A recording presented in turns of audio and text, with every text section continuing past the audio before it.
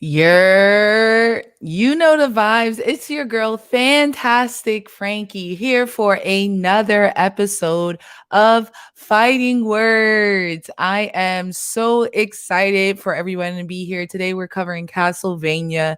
We're doing a spoiler reviews. Hello to Amanda, everyone else coming in. We're going to give a second before we get started. But before we do, I got to do myself a shameless plug. So if you aren't following me already, be sure to follow me at Fantastic Frankie, Frankey, on all platforms except for the bird Twitter. You can find me there at Fanboy Fighter. All right. So we getting a couple of people in here. Very excited. We're covering Castlevania season 4, and we'll bleed into some other stuff. I'm very excited. What's up, G-Man? Thank you. Yo, spoilers, okay? And I'll say one more time, we got spoilers. So if you haven't seen Castlevania season 4 to the end, it is time for you to dip. All right, it is time for you to dip. So for those of you who don't know, Castlevania follows Trevor Belmont, the last of his name, and he is a vampire slayer. He teams up with Alucard, who is the half human son of Dracula, and Cypher, who is a traveling magician, as they go to kill Dracula, who's actually Alucard's father, because he has a plan to rule the world. Once again, I can't stress this enough. This show is incredible, incredible, and if you haven't seen it, y'all, this is your chance to watch it. And honestly, I'm a little tight because I feel like they aired the last season without actually talking about it or marketing it. So they did like a little bit of marketing, but like if I didn't see it on my home screen on some random Wednesday, which was last week, I wouldn't have known that it was on. And even when I posted today, like, yo, I'm reviewing the final season, I saw so many people say, like, oh, I didn't even know that the final season was out. So yeah, there are 4 seasons. If you've only seen 3, I want to tell you again that there's only there's 4 seasons, and it is it.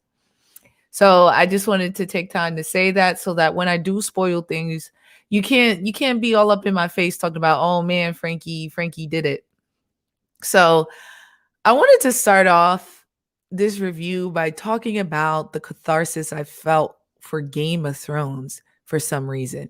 As I was watching this, I kept on thinking, like, yo, this is what Game of Thrones could have been.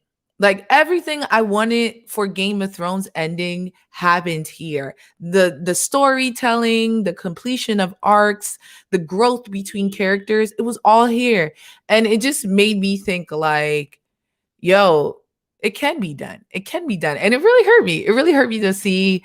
And I had to take a break while I was watching, but not too much of a break because I really killed it at the end. I'm going to start by going about things that I didn't like about the season. And if I'm being real, it's a really small list. In the beginning, I realized that they did this season. It looked like it was all CGI. And initially it was jarring for me. Like I felt like everybody was drawn slightly different. And something about it was just like throwing me off. But not enough to not like the show. It was just something that kind of like took me by surprise initially. And to be honest, that's the only real critique I have of this show. I can appreciate, even though I'm sad that the show is ending, I can appreciate a show that's a robust story and they know when to end.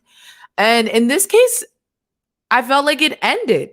I mean, tell me if you think I'm wrong, but I truly felt like it ended. So watching it, I was like, yo, this is fire. And I feel like if we got a season 5 and a season 6, it would have dragged on like Word to CW. Shout outs to Blurred Official who's on Twitch. If you are Blurred, you got to be supporting all of us. So let's get into who I would say is my favorite character, my boy Isaac. Okay, he is one of the I'm gonna call him followers of Dracula, and initially his plan is to help Dracula kill all humans because he thinks he's evil. And at the very end, we see at the very end of season 2, Dracula throws him into the desert when he's about to get clapped, which is murked, or what is it in English? Killed. Um, but they throw him off, and then he goes into a journey where he essentially gets an army of the dead to avenge Dracula's death and to, fulfill his purpose. I love what they did with Isaac, especially with season 3 on. So, like, before we saw his hate for people, and you understood why. Like, he was mistreated his entire life. And I understood why he didn't like people. But to see his journey of like getting the army of the dead and then just going on and then understanding that life is more than the tragedies that he experienced was crazy to me. It was crazy. And to see, it was funny. In season 1 and 2, whenever they talked about Hector, Isaac never really fucked with Hector. He always felt like, yo, Hector is young and impressionable. And, I really love to see his whole story in season 3 was going to clap Hector. So to see him confront Hector in season 4, with his army that he built to kill Hector, and then say, you know what, this is bigger than you. You are not at fault for the things that you did. I was like, whoa, look at that growth, Poppy. Like, I was really, really, really into it. And we're gonna get into Hector in a second because I see you're saying Hector is a weirdo, but I really don't. I think Hector is a younger version of Isaac, just like Isaac was kind of convinced and influenced to become a better person. Hector was influenced to become a worse person. And he was influenced by Carmilla, who is one of the most, she is the Cersei. She's manipulative. And she's honestly, and I love me some Cersei, y'all. She's honestly a little bit better and tougher than Cersei, right? She's a badass bitch who has been through things and she's kind of taken agency in her own and for a long time was making good decisions. When she first rolls up in Dracula's court, she asks the real question. She was like, "Yo, what are you doing over here? You gonna kill all humans? What we gonna eat? What we gonna eat? You was married to a human for how long? You had a child with her. Why you never turned her into a vampire? Was she a pet? If so, why are we doing this war again?" So she was asking real questions, and the reason why she wanted to overthrow Dracula made sense. So her convincing Hector to betray Dracula, it was an easy move. And to be honest, it made sense why he was influenced in that way. Because Dracula was wilding, was he not? Like, Dracula was grieving. He was grieving over his wife. And he was like, you know what? Fuck that. Everybody gotta die. They clapped my wife. And Hector was on board, but then he was like, everybody gotta die. What about me? What am I gonna do? How are we gonna feed people? What about all these army of the dead? They gotta eat people too. Like, what are we gonna do? And Carmilla, I thought in the beginning had really good intentions because, as Ozzy is saying, Carmilla was hurt by many male vampires. And the thing that I love is that she wasn't always alone. She had her army full of bad bitches. Let me see if I got a picture of them. I don't. Too bad. But yeah, she had an army full of bad bitches of her sisters, and they were a support system, and they all came from like this place of neglect and abuse, and they were able to conquer. And really, they were modern, well, not modern, it's in the past, but they were feminists of their time.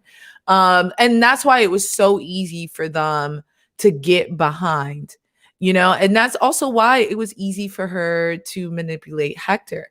And honestly, it was something that I love to see how each one of her sisters was a different type of woman. And I like to see when there's diversity in the type of women that are shown on screen. So, like she had this big Viking chick. Yo, I loved her. Striga was it. Striga was the muscle, yo. And honestly, my favorite scene of the season was of Striga pulling up in day armor and just fucking up farmers who honestly stood no chance. Like they did the right thing. They were like, we're gonna fight these vampires in the day. They can't come out. Blah blah blah blah blah. And she said, "You thought? I don't care if it's 100 of y'all humans. I'm no one to be trifled with." And she pulled up with the Final Fantasy sword, and she got busy. She got busy, and that's something I really love. I love that Morena, her lover, was tactical, and I really love the story they told about the two of them kind of pulling away from them, because in the end it made sense. Like, yo, Carmilla is starting to wild out. She's trying to. The reason why we're successful is because we're not doing too much. The four of us cannot control all of these vampires. We are not Dracula, and we're not men. And I appreciate that they understood that no matter what, like men are, especially male vampires, when there's only but so many female vampires who are essentially made because they were pets, they're not going to follow you amongst the entire world. Like Carmilla started to say, yo, I'm about to get the entire world. And I really loved how they showed like, yo, we out of here. And we show a long-term kind of separation between the group versus like, and I'm gonna be doing Game of Thrones plugs, versus like when we were watching Cersei or like Daenerys in season 7 or 8, where everything seemed abrupt and just seemed so out of character. In here, you're like, I see her slowly losing her mind, and I see why. I see them slowly pulling back, and I also see why. Also, I really fuck with Lenore. I really like when you know who you are and what your strengths are. Lenore, and not just that, but Lenore, as girly as she was, as diplomatic and manipulative as she was, she also had the hands. Was she Striga Carmilla? No, but she had enough hands to take care of herself, and she let it be known too. And that's something I really liked about both of them, about all of them. It was a complete group, and once that group got separated, that's when the fall of Carmilla came. And honestly, I thought it was the perfect way to take down a villain. I thought it was beautiful the way that it worked, and just everything they did there was incredible. Um, uh-oh. Is my mouse over? Oh, there we go. Sorry, y'all. Um, Carmilla, though. Carmilla's death, y'all.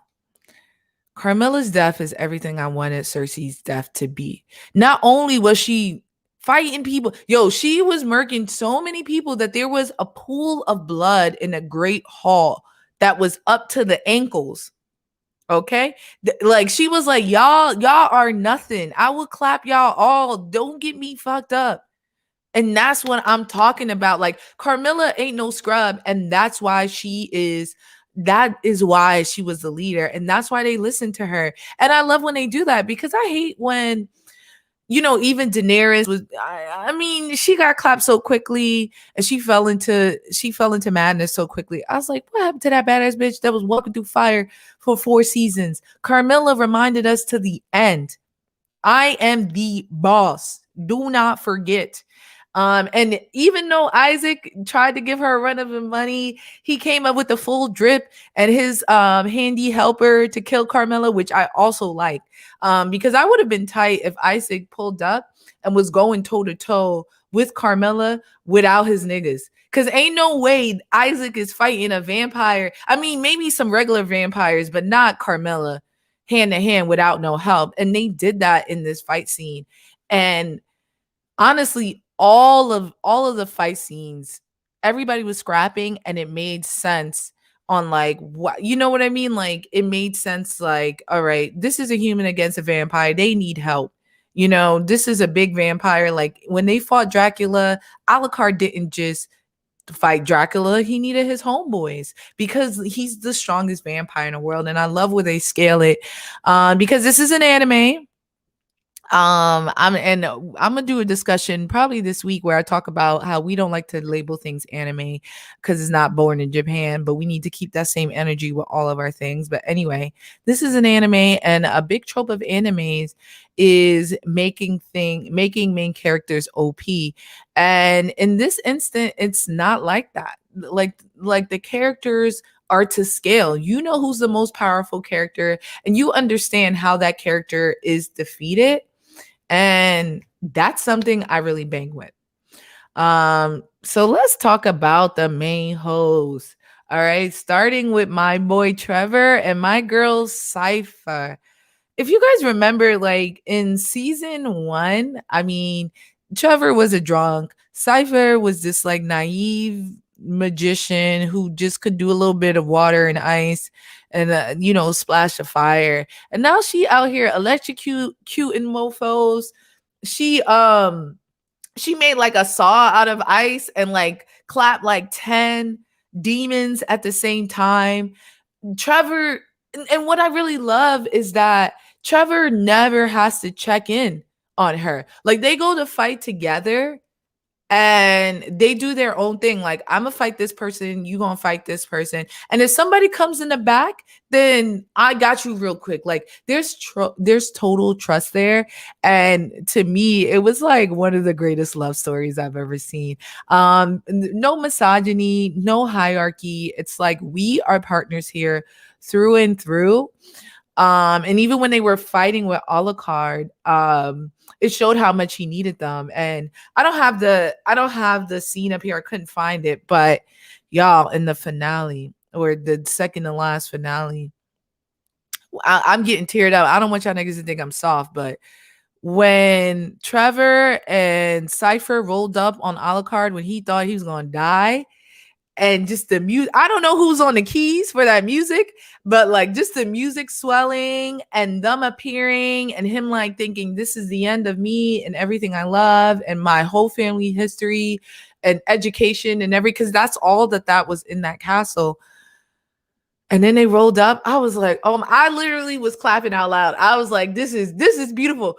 Back to Game of Thrones, it was as impactful as, remember when Homeboys was waiting on the ice? It was about to get clapped by the Night King and all them. And Daenerys rolled up with the dragon last minute. I was like, oh. It felt like that, where I'm like screaming and I'm hyped.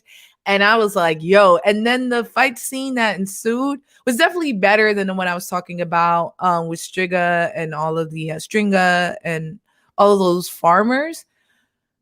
It was beautiful. Just them just clapping people left and right for a good 20 minutes. And honestly, I was watching it and thinking like, this show needs to be bigger than what it is. This show needs to be bigger than what it is because this animation is A1. And y'all know I'm surly. Y'all know I be ready to nitpick. Like if Alucard had a stupid shirt on, I would talk about his stupid shirt for this whole show. But that's how lit this show was. That's how lit. Everybody drip was on point. Everybody was fighting. Music was on it. I don't know if they got Hans Zimmer or whoever, but this season was on. Yo, Mikhail said he cried. That's what I'm saying, yo. I was real emotional, and I don't be getting emotional like that, but like just to see how every character had a full well-rounded story, it was beautiful. Alucard didn't know how to be around people, and he didn't want to be around people because the last time he let people up, he got those brother sister combo. He started teaching them and stuff like that. They tried to clap him, so then after that he was like, I'm not fooling with none of y'all. And then to see him be like, I'm going to start a community. I'm going to teach them, one, how to fight vampires. I'm going to give them education, teach them about medicine, was like beautiful. I was like, y'all got good endings here. And I am here for all of it. I'm here for all of it. And it was honestly, it was something that I really liked. Um, let's talk about Saint Germain, okay? Who I think is the most tragic character, and I know he was like they pulled up like Martin at every rally. Yo, that's a fact. I know Saint Germain was like painted to be this like big villain. But I guess I think what the real message here is that when it comes to love, finding love, it's so rare in this time because the world is so ugly that when you get a grasp of it, you will do whatever you want to get it. And in the same way that like Carmilla was able to manipulate Hector to do unspeakable acts to someone he was loyal to, I think that it made sense that Saint Germain was able to kind of give away his morals. He lived a long life to be like, yo, I don't give a fuck about none of them. I'm just trying to see my boo. What can I do to get here? And then once he saw the errors of his ways, once he saw he was being manipulated, he did everything he could to fix it, right? And I think that's something that I haven't seen a lot of people talking about this show, which is crazy because this show is incredible. But I think that's something that we kind of blow past is that um he did something for people that he loves over a world that's been mistreating him in the way that a lot of people would. And honestly, I kind of understood, especially with Trevor. I love that they showed that both Trevor and Cypher got real fatigue from fighting demons and seeing just a bad world. As someone mentioned earlier, Cypher starts cursing and getting irritable when before she was just a bubbly sweetness. Trevor is like, this is back. This is the world I know where everything is evil, everything is bad, and I understood where that pain was. Um because it was like even when they felt like they was on vacation, like in season 3, right? They were fighting soft demons, fucking in the back of their carriage, going from town to town and getting adventures. And Simon and Cypher loved it. And then at the end, they learned that someone they trusted was a pedophile and a murderer. Was he a pedophile? Was he a murderer of children? I don't know what they were insinuating, but either way, they find out that from then, Cypher found out how dirty this life was. She literally is in hell all of the time. And I understood why, and it made sense to me. It also painted why people like Saint Germain was moving the way that they moved, because it's like the fighting never ends. Who's to say what's right? Why do humans deserve to be alive? They're all doing whatever.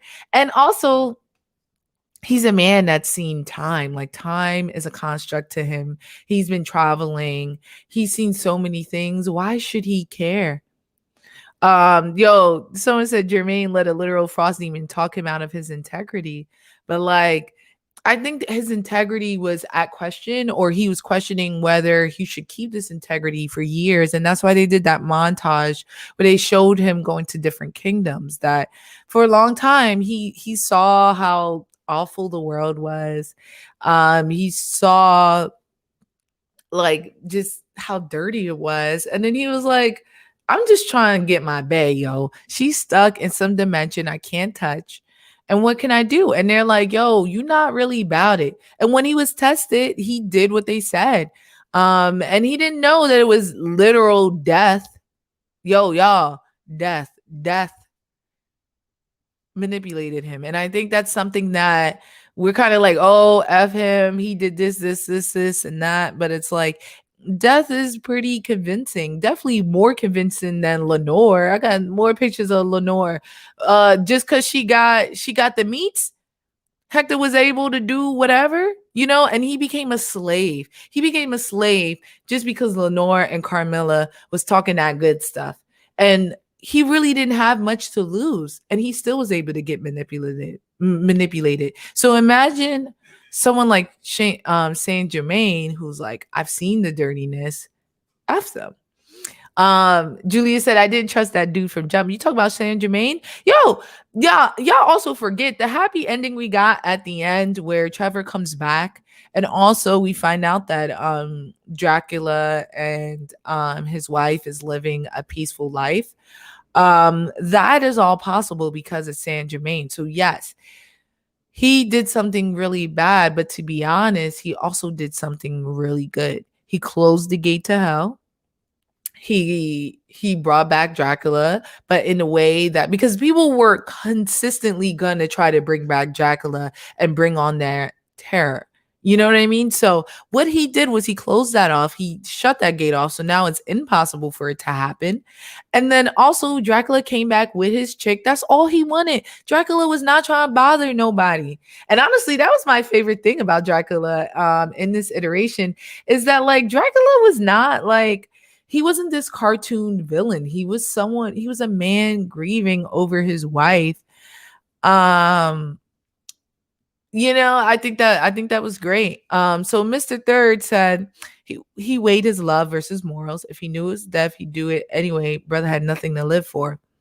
Yo, Mr. Third, I disagree, because when Death said what he was gonna do, um, when he revealed his plan after Saint Germain put it in motion, he was horrified and was like, "Yo, this is not what I thought. I thought I was just gonna make her hermaphrodite, um, and keep it pushing. Like, this is not what we agreed on. I'm a man of science, not this type of dirtiness." And that's the thing. Remember, he didn't know exactly what the plan was, or the repercussions of his plan, in the same way that Hector didn't know what it was. And in the same way, Hector did something bad first before he kind of got to repent.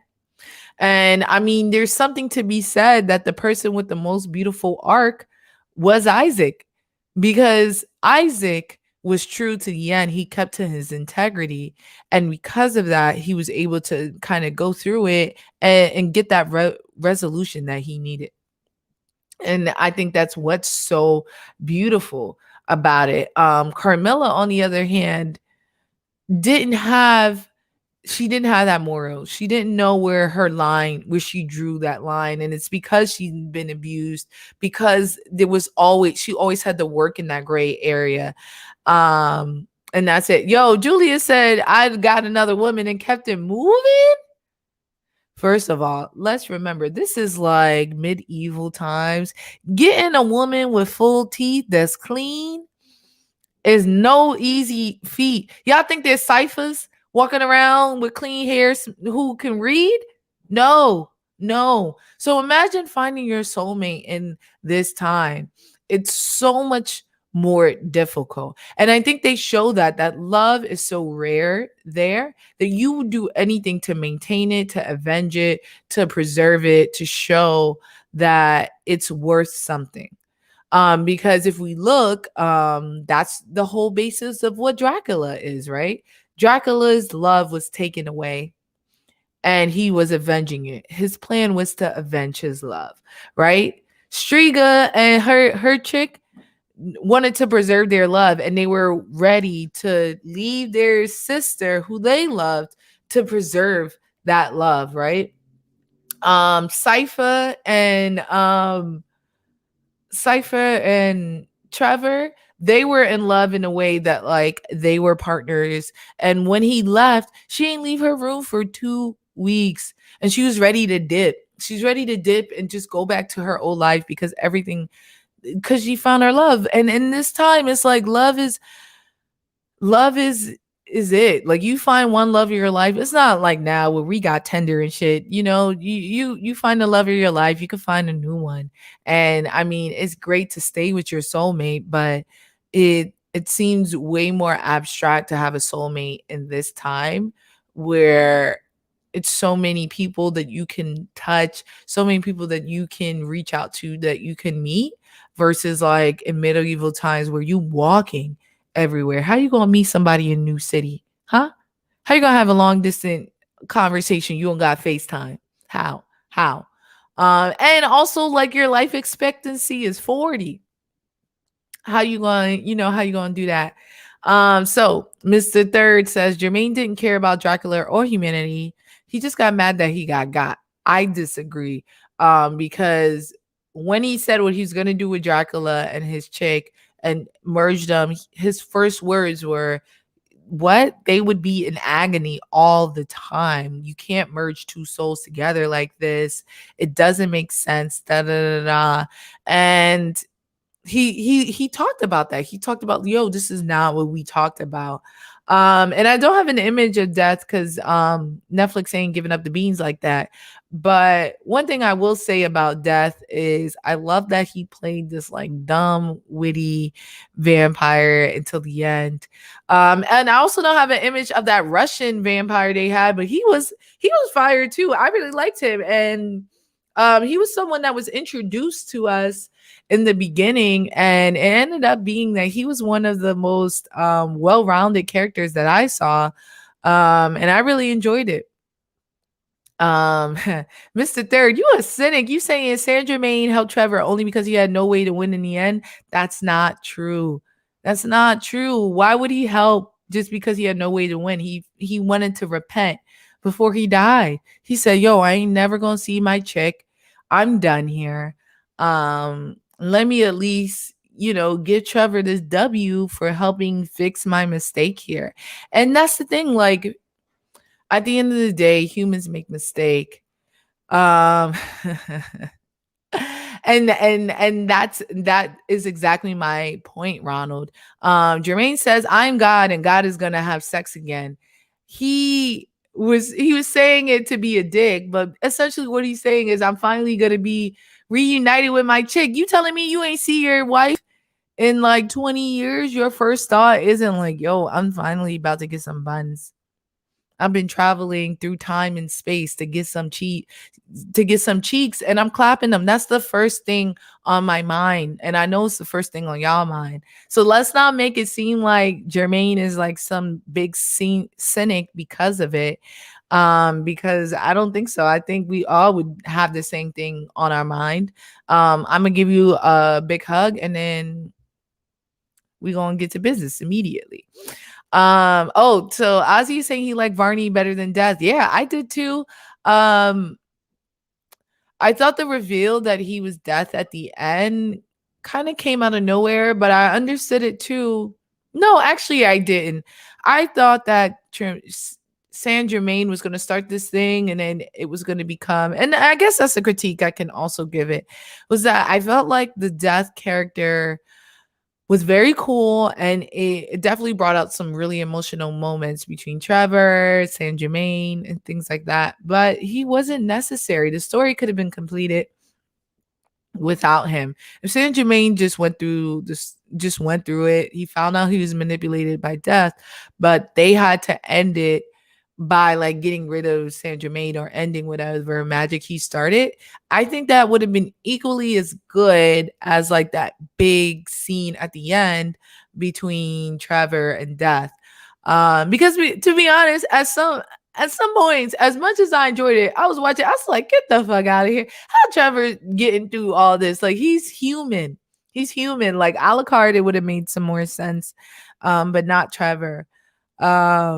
And speaking of Alucard, I actually really like that after Dracula and his wife came back to life, they were like, I'm not um we shouldn't bother this man. Like, he's been through enough. He's had to kill us. He's had to watch me die. Like, it's time. It's time we just let that man live. And he got him a chocolate woman at the end. Y'all peep, right? He's definitely about to get that chocolate buns. And that's what I'm talking about. International dating in the medieval times is something I am behind, for sure. And I thought Alucard had one of, second to Isaac, he had one of the fullest stories there, where we got to see just he was sleeping in a tomb underground when they found him in season one, and now he's like building an entire community. I think that that's incredible, incredible. So yeah, that's basically my full review. I mean, the series is so short, and it's something that I really didn't like. I liked and didn't like. Like, I like when the story knows when to end. like Watchmen and stuff like that. But at the same time, I don't like, when they don't know it. So now I'm gonna take comments, reviews. Let's talk some more. Starting with Shadow, the music artist, talking about Lenore, how she had that wop. Did she have that wop, or did Hector not get pussy and was like in captivity for like 8 months? And then Lenore came in smelling like flowers and was able and was bringing him food when he wasn't being fed and stuff like that. And he was able to easily, I mean, no matter what, Lenore is bad. Like, let's not act like she not bad, but like, I don't think that it was the WAP. I think because even when he wasn't a slave anymore, he was moving freely. He wasn't giving her the buns. He was like, yo, he was treating her like whatever. Once he realized, like, I'm gonna take my own story. So I don't think it was that good. And honestly, I really didn't like, the same way I was complaining about Wonder Woman raping Trevor's host. I ain't seen none of y'all talk about Lenore raping Hector, which is essentially what he did. He was in captivity. He was under duress, and there was nothing that he could do. Like, it was easy. It'd be easy for anyone to get the buns from Hector in that position. Okay, so Mr. Third said death was foreshadowed. They needed to solve for the catalyst for the plot to revive Dracula. I don't think he was foreshadowed. I think that they were talking about reviving him, and everything that Saint Germain's story had was the foreshadow to bring him back. Like, all of season 3, death wasn't even brought up, spoken about. I didn't even know death was its own entity. So that's why I was surprised. I was like, they never speak about death. There was no deference there. So yeah, I thought that I disagree. I think that was a little out of left field. Yo, I'm still taking questions. What's up, y'all? What did you think about this, yo? Um, how Hector let his cheese get away? The character. Yo, Hector had no choice, yo. They were way stronger than him. Hector can make an army of the dead, but he didn't even have hands. He didn't. Oh, he may have been a virgin. I don't know about that, but she said he was pretty good, so I doubt it. But Hector didn't even have hands like Isaac. Like, Isaac's would mess you up. He was fighting Carmella. Remember? Yo, yeah, he had his homeboy, but he had the hands, and he kind of, you got to remember that these demons work by his will. So I think that, Isaac had hands and they were working under his thoughts, which I think means that he had double hands. Hector didn't have that. Hector was supposed to be like 18. So yeah, maybe he was a virgin. And he got whirlwind after abuse. He got all this love from Dracula. And then he got respected as an equal by Carmilla. And then subsequently, he was abused and tortured for about 6 months. And then he had Lenore roll up, and Lenore was showing him love, which is something he honestly never felt. Like, even with Dracula didn't respect Hector the way that he respected Isaac. And I think it had to do with him being so young. Like, yeah, he respected him, but I think he respected his craft more. Lenore was showing him admiration. She was showing him, like, you know, like they were kindred spirit. And I was like, yo, I bang with it. Mr. Third, remember remember the statue. I don't know what that means. So you got to do it. Hector got whooped. Yeah, and then that was something else too. I love that it felt like he was getting some catharsis there when Lenore died, because it was like he was like, finally my abuser is dead. Like, I had love for her, but at the same time she gave me a blood bond against my will. She was about to have me murder all of humanity again. And yeah, she advocated for me to to get a house, but that was after they like served me maggots and stuff. Like, how am I going to work effectively if I didn't have good living conditions? And she called him a pet. She didn't respect him. Word to Invincible. And I think that's it. Iskar said, why the only black guy in the series gets no bun? Yo, y'all, come on, yo. It's not all about the buns. And that was the thing. It was showing that Hector, sorry. Isaac had resolve. He had resolve. Why would Isaac get buns? He had things to do. And if you notice, everybody who got buns was moving wild. And I think that's the thing. So he ain't get no buns because he had things to do. He had things to focus on versus like Carmilla. Well, actually, Carmilla ain't get no buns either. I mean, that we know of. So she was just going crazy off of it. But everybody else, Lenore, Saint Germain, even Trevor and Cypher, all kind of went a little off the rails because they were getting buns. And, Isaac never really lost sight of what he had to do and got to resolve without real help, like internally through that. And I thought that was dope. Oh, yeah. Also, yeah, Isaac may be asexual. I believe that. He was like a monk, and the religion, not a monk. I forgot the name of the religion where you kind of whip yourself to kind of remember that you can inflict your own pain and stuff like that. So like it did make sense that like he would have sex, and not everybody needs to. I think that's something that like we think about, but I think he was a good character all in all. So I don't get upset about anything that they did with Isaac. I thought the black character was the best character, and that's not just me being biased. So, do I think Carmilla would have ruled everything if she didn't go crazy?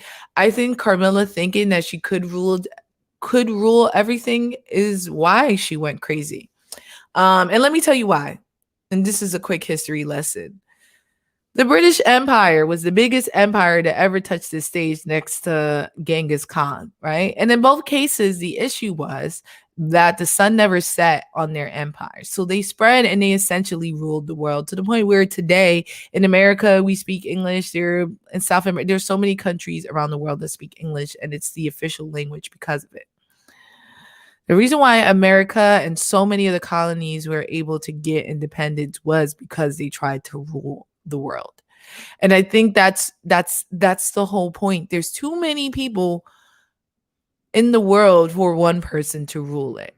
And as bad as you are, there's going to be someone else who comes out. It's just sheer numbers, especially when you're a vampire, you live forever. And I think that's something that Stryger kind of mentioned. She's like, yo, Dracula, vampire. No, Lenore says it. Vampires don't like change because we're always constant. And I get that. Like, to get things changed all the times, y'all, I kind of lost it when I saw because I'm a millennial. When I saw Gen Z say that you couldn't have a side part, I was like, yo, I look crazy with a middle part. And like that changed it for me. And so can you imagine like trying to change from having a small kingdom to going against the world? Like it's gonna change you, and it's gonna drive you to madness. Like the paranoia that comes with it and things like that is crazy. Yo, the farmers were turning up. Yo, that's a fact. And that's what I mean. And that's what Stryger said too. Like, she hated that she had to fight those farmers because they were just fighting for their land. They were not fighters. They were not warriors. And that's the thing. When you try to rule the world, there's no way your army cannot be stretched thin without getting slaves, and then there's no real loyalty there with slaves or mercenaries or anything like that. And then people eventually are going to fight for what they want, no matter what mind games you play with them. And I think that's something that they show here in a great way that I personally love. So kudos to them.